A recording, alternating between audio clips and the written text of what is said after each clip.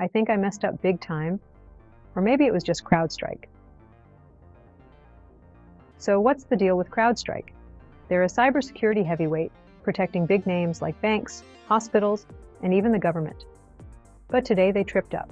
A software update for their Falcon program on Windows went haywire, causing a global outage. Airports, banks, businesses, chaos.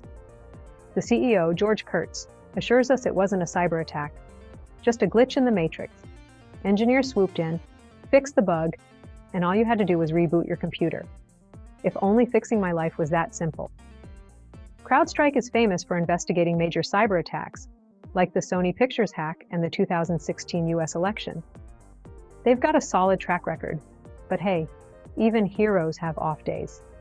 So, if you want the latest tech drama and more, hit that like button and subscribe.